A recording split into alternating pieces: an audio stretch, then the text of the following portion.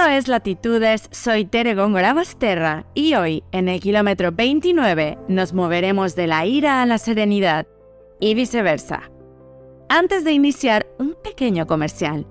Quiero contarte que a partir de esta temporada ya puedes ser mecenas del podcast.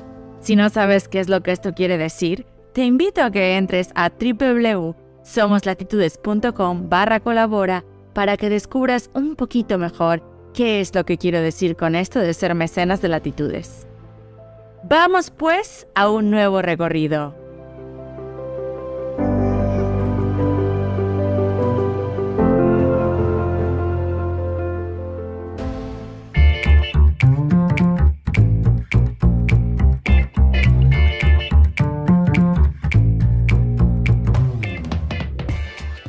Es viernes, uno de esos en los que uno agradece que el fin de semana esté a la vuelta de la esquina. En mi plan de la tarde está el salón de belleza. Voy a cortar por lo sano. Le pediré a la chica de la peluquería que use el filo de sus tijeras para dar paso a lo nuevo, al crecimiento saludable del cabello. Y es que con el cabello ocurre igual que con la vida. Llega un punto en el que, si no cortas, viene el estancamiento, y con él, la caída se intensifica. Así que aquí estoy, sentada en mi silla dispuesta a relajarme, deseosa del siempre celebrado masajito capilar. La tarde transcurre con normalidad. El resto de sillas de este salón de belleza están ocupadas. Hay música, el aire está perfectamente bien moderado.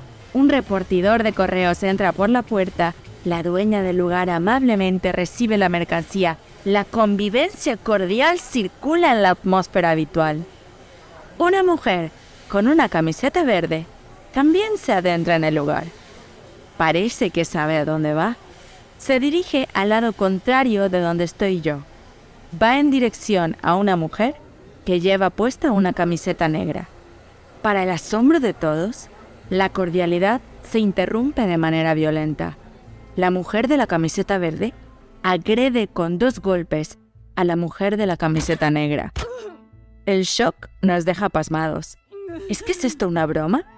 Todos los presentes nos quedamos, helados.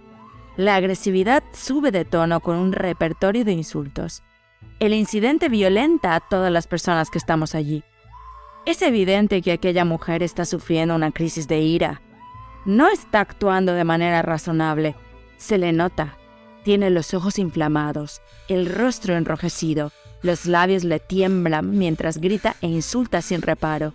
La respiración es forzada, jadea mientras incrementa el tono de la voz y las palabras y sus gestos son impulsivos.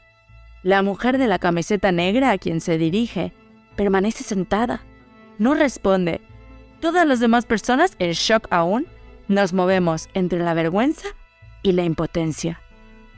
¿Quién me iba a decir a mí que la ira se haría presente en mi cita del salón de belleza? Eso es lo que tienen algunos conflictos. Ocurren frente a nuestros ojos de manera inesperada.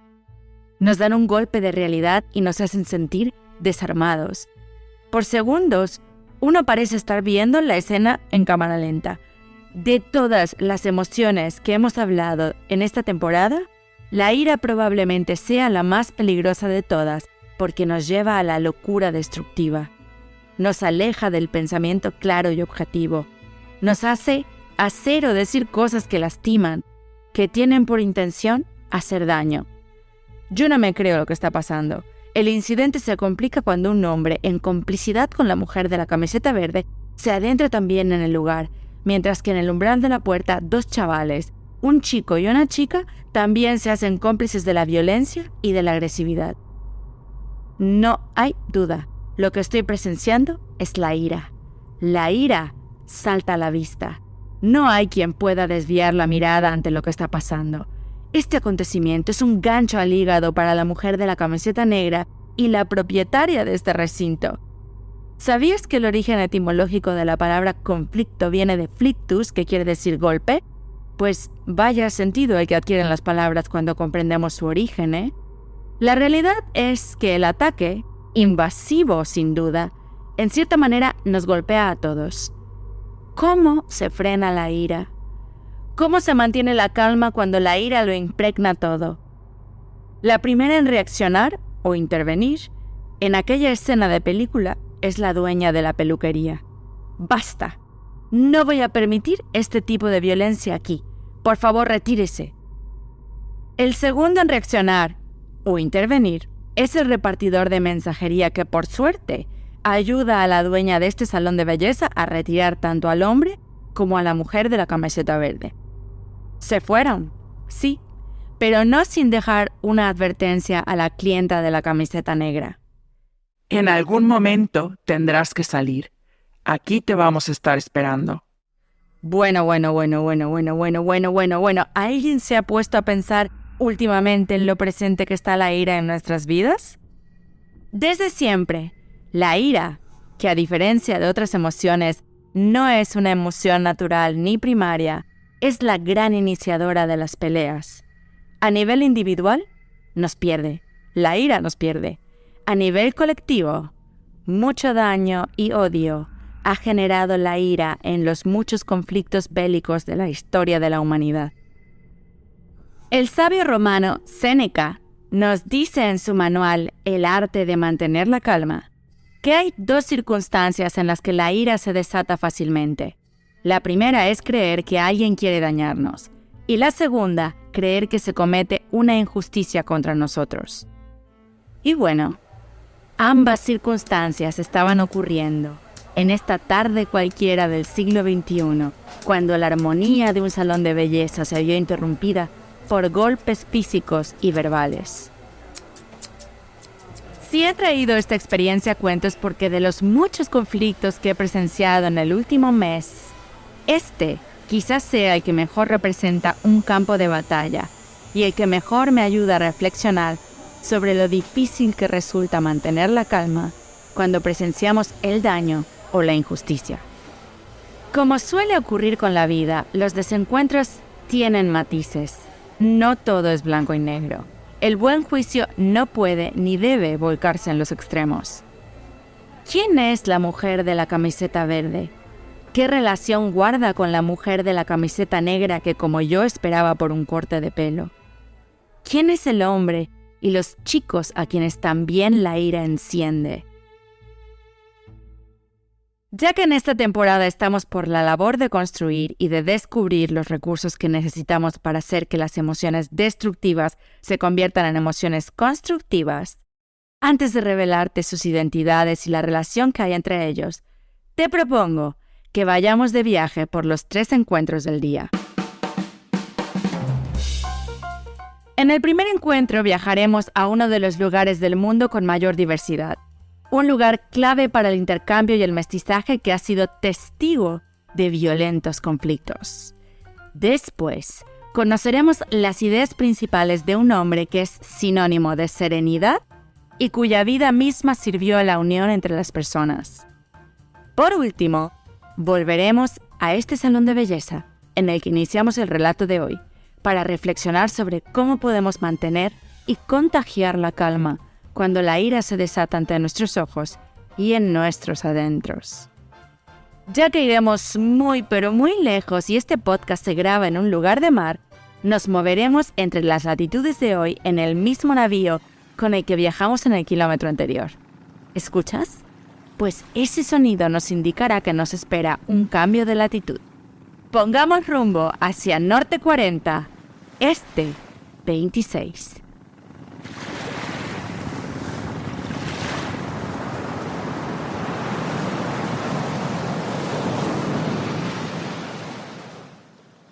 Hay en el Hogar Planeta lugares y territorios estratégicos. Sitios que representan un límite y a la vez un punto de encuentro. Latitudes con una abundancia de recursos extraordinaria que resultan en una suculenta posesión para la ambición del ser humano. Tal es el caso del lugar por el que ahora navegamos. Y es que este sitio ha sido testigo de encontronazos tan épicos como la mismísima Guerra de Troya. Hemos llegado a Turquía, particularmente a un estrecho histórico conocido como el Estrecho de los Dardanelos. Vamos, valiente, confío en tu curiosidad y en ese espíritu de exploración que te llevará a buscar en Google Maps en dónde está este lugar. Cuando lo ubiques, descubrirás que el Estrecho de los Dardanelos es la vía para conectar el mar Egeo con el mar del Mármara y, por tanto, la vía marítima que conecta a muchos países de Europa con otros países de Asia y Oriente Medio. Así que aquí te he traído navegando esta vez. Navegando estamos por el Estrecho de los Dardanelos y ahí, frente a nosotros, está el puente más reciente que se ha construido por estas latitudes. Con esta recién inaugurada obra de la ingeniería civil, son 4 ya los puentes de Turquía que permiten el movimiento entre Asia y Europa. Hay 1001 historias que podría contarte sobre Turquía, pero ya que en estos tiempos, el tiempo es un recurso escaso y esta temporada va de construir puentes, voy a proponerte que nos concentremos en esta estructura. Mira lo grande que es. A fecha de 2023, puede presumir de ser el puente en suspensión más largo del mundo. Con poco más de 4 kilómetros entre un extremo y otro, duplica en longitud al Golden Gate de San Francisco del que te hablé en el kilómetro 26. A ver cuánto le dura el récord. Cada nuevo paso que el ser humano da establece una referencia para ir más allá. ¿Crees que haya un límite que no se deba sobrepasar? Más allá del desafío que supuso construir esta estructura de acero y hierro, en esta ocasión quiero hablarte de las muchas referencias históricas que este puente del siglo XXI cuenta a las nuevas generaciones. Empecemos por su nombre. Este puente se llama Çanakkale 1915, y es que, en sí, es el recordatorio de la victoria de una batalla que el pueblo turco libró en tiempos de la Primera Guerra Mundial. El desencuentro se desató por las intenciones de Reino Unido, Francia, Rusia, Australia y Nueva Zelanda por invadir y tomar el control de esta apetitosa ruta de navegación. Algo que a los turcos, que en la época de 1915 se reconocían a sí mismos como otomanos, decidieron tomar con una actitud defensiva. Con ese espíritu de los guerreros, resistieron. Sabían que la invasión representaba una amenaza. Si el bando de los invasores tomaba el control, no solo abriría el camino al intercambio de armas entre Rusia y el resto de países de este bando aliado, sino que también amenazaba a su identidad cultural. Así que para empezar, este nuevo puente en suspensión es un recurso para contar un relato sobre la invasión, la defensa y el espíritu de los guerreros. En lo segundo que quiero que prestes atención es en las 2 torres que sujetan los cables de suspensión que sostienen los carriles. Las torres miden 318 metros de altura, y esta cifra tampoco es accidental. Guarda dentro de sí otra referencia histórica sobre la batalla de Çanakkale, que algunos también conocen como la batalla de Galípoli. El número 3 hace referencia al mes de marzo, mientras que el 18 hace referencia al día. Y es que el 18 de marzo de 1915 tuvo lugar la primera gran victoria de los otomanos. El bando aliado, que como te he dicho antes estaba conformado por Reino Unido, Francia, Rusia, Australia y Nueva Zelanda, se presentó en estas costas bien armados, confiados en la fuerza de sus armas para derrotar a la resistencia. Sus muchos barcos cargados de bombas les hacían sentir 100% seguros de que este desencuentro duraría un solo día, un único ataque para hacerse del control del Estrecho de los Dardanelos. No, el plan se les frustró aquel 18 de marzo, en ese primer combate, en el que el pueblo turco resultó vencedor porque supo anticiparse al ataque. Después de todo, una vía marítima como esta, con una profundidad aproximada de 50 metros, le permitió al pueblo otomano colocar minas en el agua, pequeñas trampas que se detonarían al entrar en contacto con los acorazados. El plan, estratégico por supuesto, no pudo haber salido mejor. A las pocas horas de iniciar la batalla, los otomanos consiguieron la retirada de sus adversarios, dejándoles bien claro que ante la invasión no iban a rendirse fácilmente.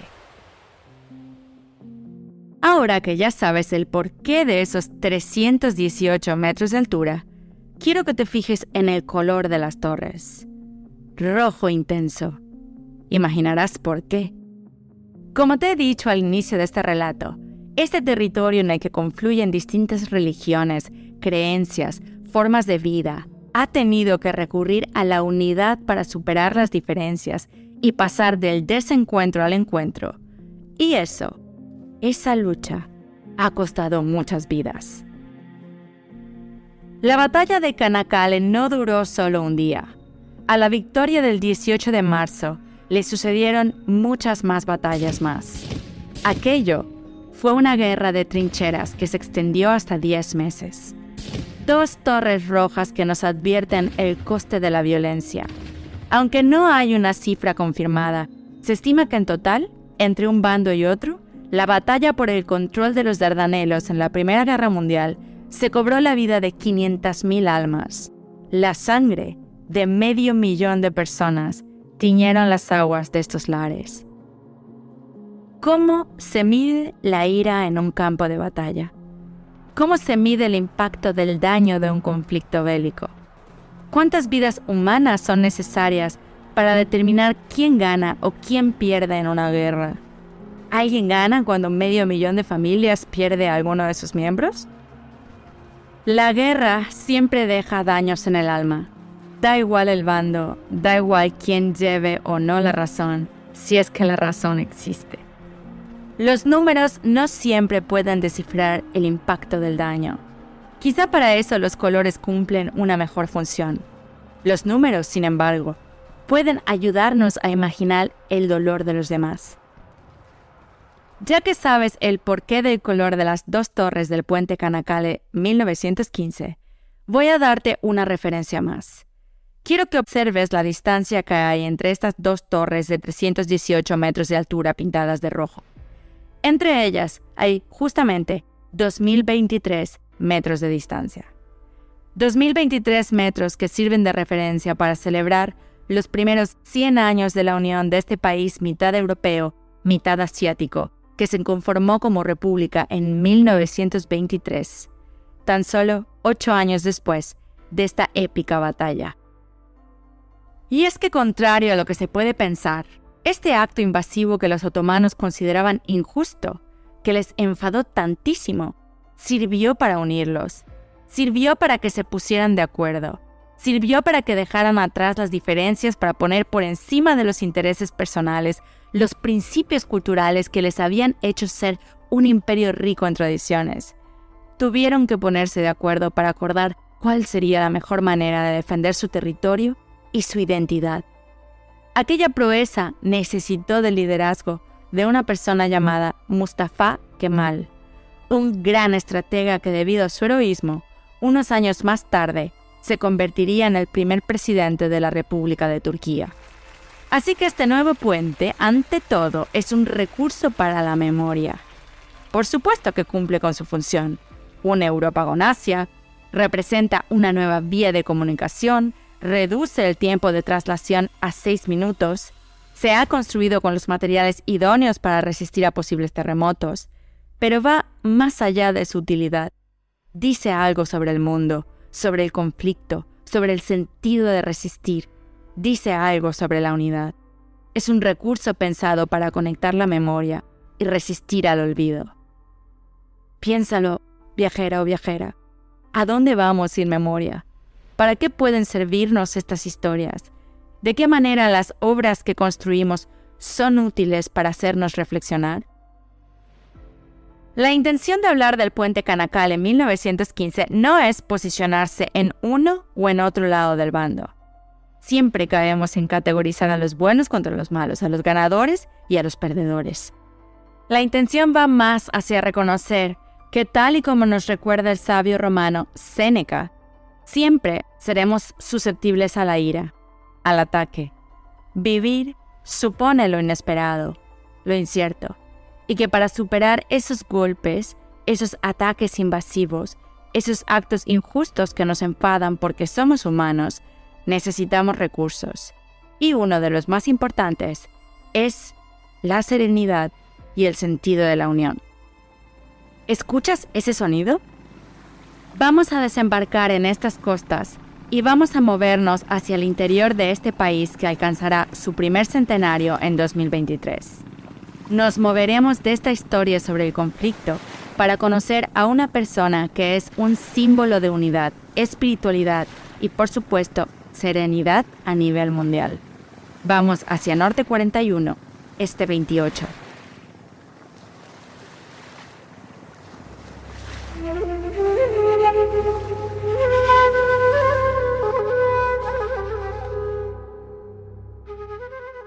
Hay 1001 historias que podríamos tratar sobre un lugar de encuentro como Turquía, pero te propongo que nos concentremos en una persona que vivió en este territorio hace más de 800 años.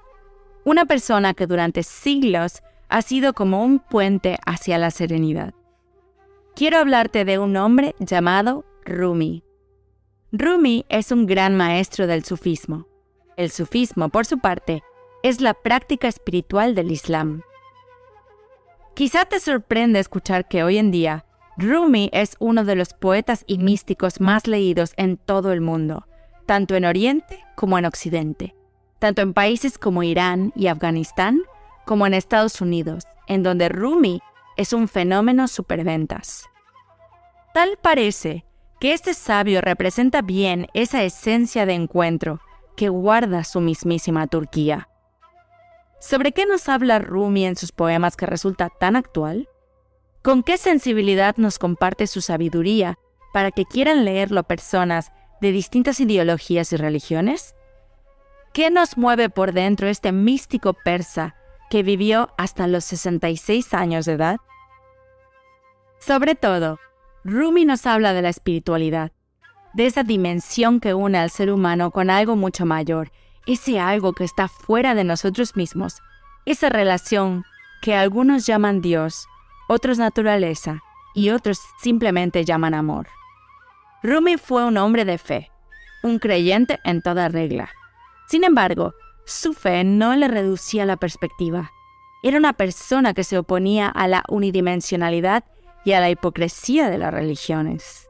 Es decir, pensaba que creer que solo una religión es la verdadera o la correcta es y ha sido siempre enemiga mortal de la verdadera espiritualidad.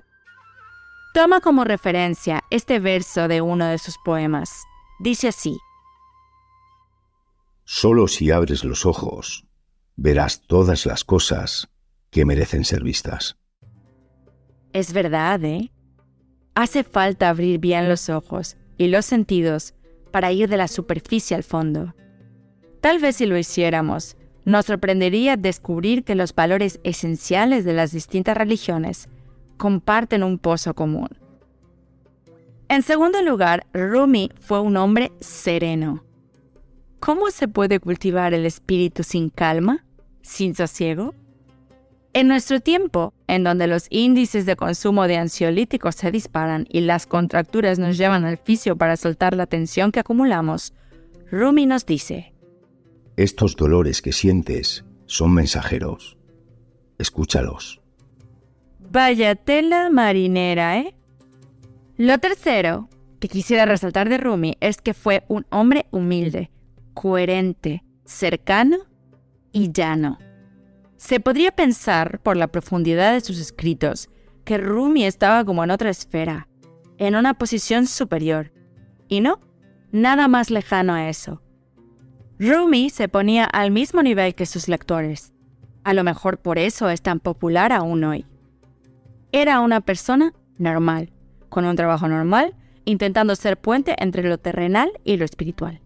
De hecho, además de escribir poesía y practicar el sufismo, Rumi tenía un trabajo como consultor legal en materia de jurisprudencia islámica, que era con lo que se ganaba la vida, es decir, su trabajito y su dinerito. Por alguna extraña razón, es común que mitifiquemos a las personas con cierta popularidad como intocables, como seres supremos, cuando en realidad la grandeza del ser humano recae en la humildad, en la capacidad de mantener los pies bien puestos sobre la tierra. Esto se resume bien en otro de sus versos. Dice así: Solo desde el corazón puedes tocar el cielo.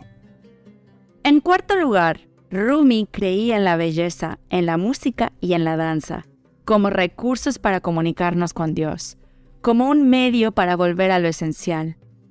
A los hombres del sufismo que practican la danza, por ejemplo, se les conoce como derviches.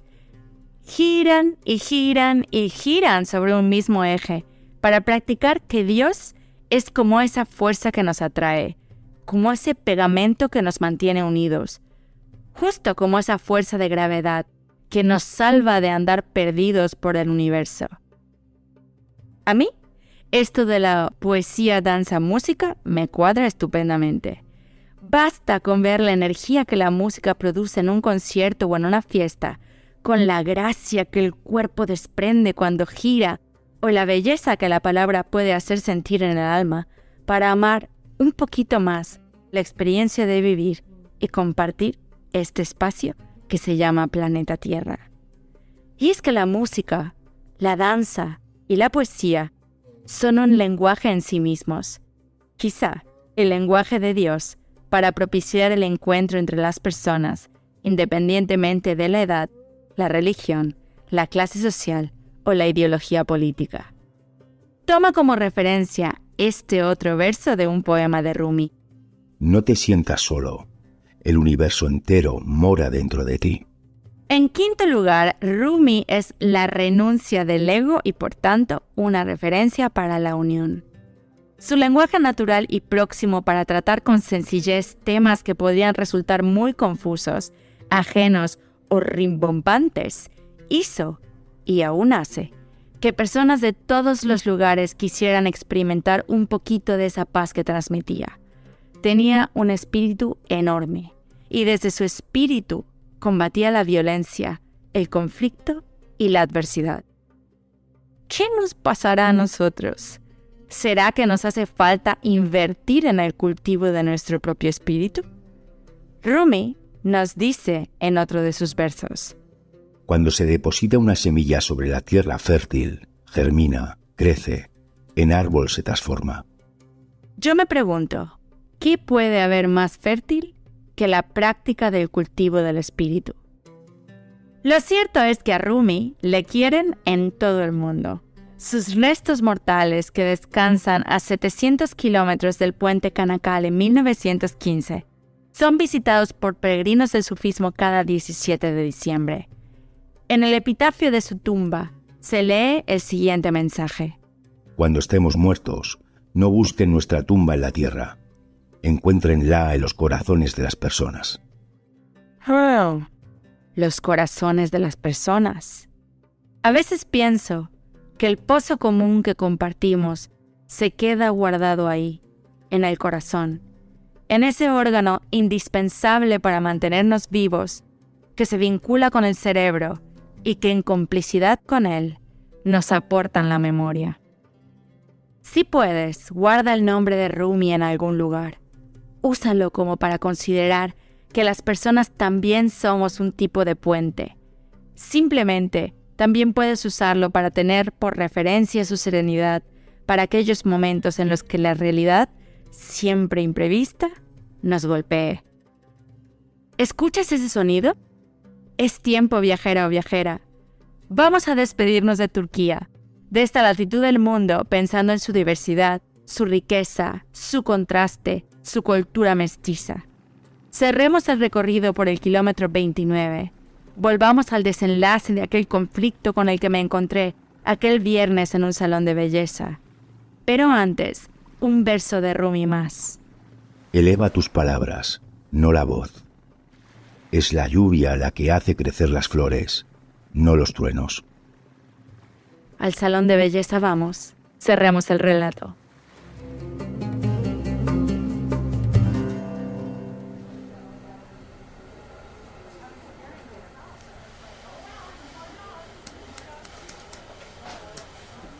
Ha pasado más de una hora desde que la mujer de la camiseta verde irrumpiera la calma del viernes por la tarde.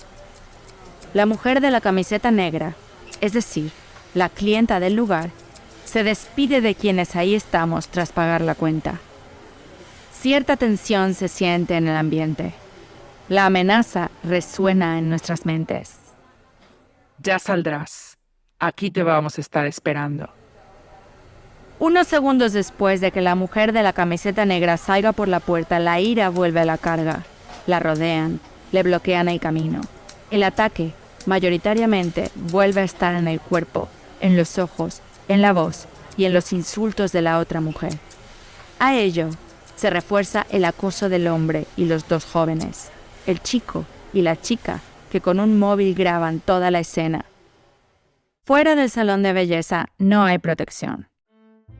La mujer de la camiseta negra está en la calle, en la vía pública, en el espacio que es de todos. La ira salta a la vista. La dueña del salón de belleza suelta el filo de sus tijeras. Impotente se mantiene en el umbral de la puerta. Pide calma mientras la mujer de la camiseta negra intenta abrirse camino hacia su coche, que está en el otro lado de la calle. Mientras se aleja del lugar en el que estoy, las otras 3 peluqueras renuncian al tinte y a los cortes de pelo. Desde el cristal de la puerta observan e informan de lo que pasa en la distancia. Los golpes han vuelto, avisan. Ninguna persona interviene, y eso que el salón de belleza está en un sitio bastante concurrido por una cafetería que está en el local de junto. Entonces, 2 de ellas deciden echarse a la calle. No corren, caminan con paso acelerado. No gritan, piden con determinación que por favor se detengan. Separan a la mujer de la camiseta negra, la traen de vuelta al salón de belleza, mientras otra de las peluqueras llama por teléfono a la Guardia Civil para pedir ayuda. Yo estoy de pie en la puerta con papel albal o papel aluminio en la cabeza. Observo la valentía de esas 4 peluqueras, su mirada confusa, su determinación por detener la violencia. Usan al salón de belleza como refugio temporal en lo que la policía llega. Conforme la mujer de la camiseta negra vuelve a adentrarse en el salón, la chica más joven del grupo, con móvil en mano, reitera la vieja amenaza. Ya saldrás. Aquí te vamos a estar esperando. La tensión pulula entre el ruido de los secadores y la espera de la autoridad para garantizar el orden y la paz. Al poco rato llegan los uniformados. 2 hombres. La dueña del salón acompaña a la mujer de la camiseta negra, explica lo ocurrido y entonces la mujer explica. Es mi hermana, mi cuñado, mis sobrinos. ¿Escuché bien? ¿La hermana? ¿El cuñado? ¿Los sobrinos? ¡Qué fuerte!, me digo. No sería la primera vez. Estas cosas pasan. Entre familias, entre vecinos, entre amigos de toda la vida, entre compañeros, amores que ya no son pero que alguna vez fueron. Quizá no a ese nivel, pero las rupturas ocurren. Lo cierto es que no estamos aquí para juzgar, tampoco para posicionarnos en un lado u otro del bando. Además, nos falta información. Cualquier historia que podamos imaginar sobre las causas de este conflicto es mera especulación. Dice un refrán popular, solo la cuchara conoce el fondo de la olla. Sin embargo, por lo menos para mí, aquello no deja de ser impresionante. Me despierta un montón de preguntas. ¿Qué hace que nos olvidemos del pozo común que nos une? ¿Qué conflictos no resueltos, qué heridas, qué daños tienen lugar para abrir abismos de tal escala? Sé que no soy la única que está pensando. La mujer de la camiseta negra tiene la expresión congelada. No puedo verle los ojos porque no se ha quitado las gafas de sol. La policía la escolta hasta su coche y promete acompañarla hasta su casa. Por la calle no hay rastro, ni de la hermana, ni del cuñado, ni de los sobrinos. Tal parece que han desaparecido. Pero en el rastro de aquella tarde normal de un viernes cualquiera de este irascible siglo XXI, algo permanece. Si ustedes hubieran visto a la dueña de aquel salón de belleza, lo valiente que fue. Y es que hay tantos actos de valentía que tienen lugar en la proximidad y que no estamos contando ni compartiendo. Eso es lo que especialmente permanece por lo menos en mi recuerdo. Una persona bastó para movilizar a los demás. 4 peluqueras haciendo lo que debían. manteniéndose serenas ante la violencia y la ira. Se podría pensar que la serenidad es un estado permanente de calma, como si se habitara en otra esfera, como si fuera una cualidad alcanzable solo para los santos o los gurús de la meditación. Pero no, si nos lo llevamos a un plano más cotidiano, más real, más humano, quizá la serenidad simplemente tenga que ver con mantenerse cuerdo y no cediendo a la violencia.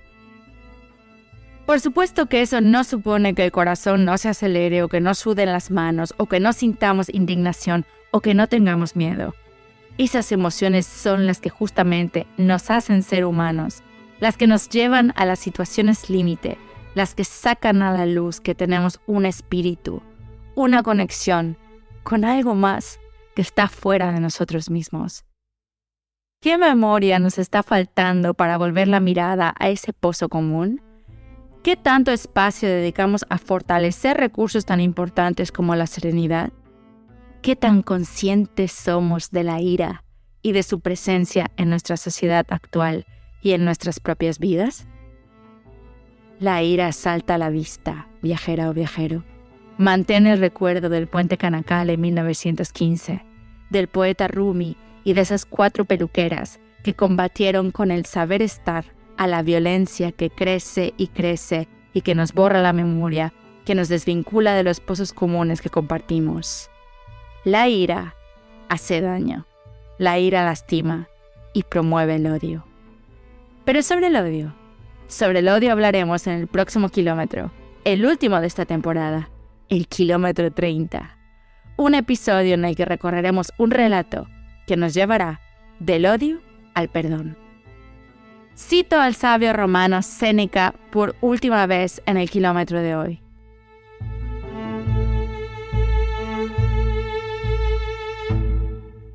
Hey, eres un ser humano. Compórtate como tal.